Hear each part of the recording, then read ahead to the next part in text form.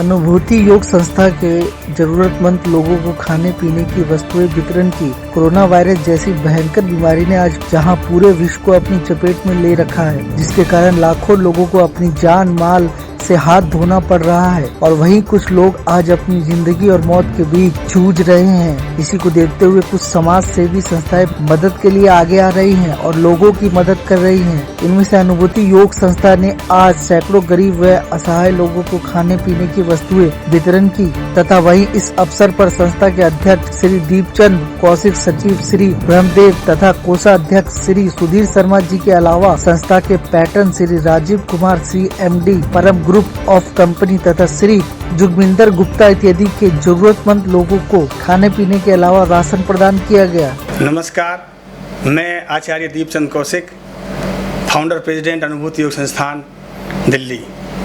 आज आपको सबसे पहले मैं अपनी संस्था के बारे में परिचय करा दूं। सन 2007 में हमारे कुछ योग अभ्यासी साथियों ने और कुछ बहुत ही समाज सेवी प्रकृति के व्यक्तियों ने मिलकर के इस संस्था का गठन किया। तब से लेकर के आज तक 13 साल से हम समाज के हर कोने में, देश के कोने कोने में और विदेश में भी हमेशा इस संस्था के जो उद्देश्य हैं उनके तहत समाज सेवा के कार्यों को लिए हुए आगे बढ़ते रहते हैं। जब भी कोई देश पर, समाज पर कोई प्राकृतिक आपदा आती है तो अनुभूति योग संस्था को आप सबसे पहले आगे देखते होंगे। आज भी देश और दुनिया पर कोरोना वायरस के रूप में ये एक ऐसी समस्या आ खड़ी हुई है जिसका कोई निदान अभी तक नज़र नहीं आता है। लेकिन निदान तो नहीं है, लेकिन हम इसके बचाव तो कर सकते हैं। हमारी सरकार ने, केंद्र सरकार ने, दिल्ली सरकार ने बहुत ही अच्छे डिसीजन लेकर के एक लॉकडाउन करके और सोशल डिस्टेंसिंग मेंटेन करने के लिए कुछ हिदायतें जारी की हैं। हमें उन सब का पालन करना चाहिए। उनके तहत जैसे कि हम एक दूसरे से कम 1 मीटर की 3-4 फुट की डिस्टेंस बना के रखें, नज़दीक ना है, भीड़ भाड़ इलाके से बचें और जब भी कोई आप ऑब्जेक्ट को छुएं तो तुरंत अपना सैनिटाइज़र लगाएं।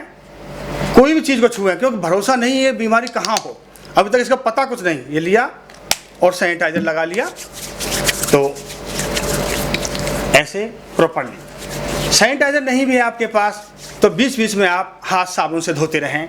उनको 20 सेकंड तक कम से कम उस झाग को अपने हाथों पर लगे रहने दें, उसके बाद हाथों को वॉश कर लें। क्योंकि ये कोरोना जब तक आपके पास नहीं आएगा, जब तक आप इसको बुलाओगे नहीं, ये सच है। इसको आप इनवाइट करोगे तभी ये आपके पास आएगा। ये इसके प्रवेश करने का जो रास्ता है वो केवल मुँह, नासिका और हमारे चक्षु हैं, आँखें हैं। ये आपके बॉडी में लग गया, आपको अंदर कोई नहीं करेगा। लेकिन अगर ये हाथ से लग करके या फिर आपने मुंह, हाथ में, नाक में दिया, आँख में दिया, मुंह में दिया, तो तुरंत आपके अंदर प्रवेश कर सकता है और आपको बीमारी लग सकती है, जिसकी अभी तक कोई वैक्सीन दुनिया में नहीं है। लेकिन आयुर्वेद में और योग में इसके कुछ बचाव के उपाय हैं।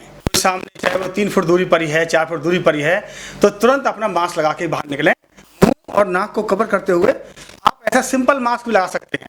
जरूरी नहीं है कि आपको महंगा वाला मास्क लगाएं, घर में बना हुआ मास्क हो या आपके कोई गमछा हो। जैसे हमारे माननीय प्रधानमंत्री जी ने कहा है कि आपकी जो गमछा यूज करते हैं वो महिला अपना दुपट्टा या साड़ी का पल्लू भी लगा सकते हैं। मतलब हमको मुंह और नासिका को बंद रखना है ताकि यहाँ से कोई उच्छिष्ट होकर के किसी दूसरे साथी को, किसी दूसरे अन्य व्यक्ति को ये ना लग जाए कोरोना का वायरस का कोई, क्योंकि ये उसके साथ साथ छींटे साथ जा सकता है।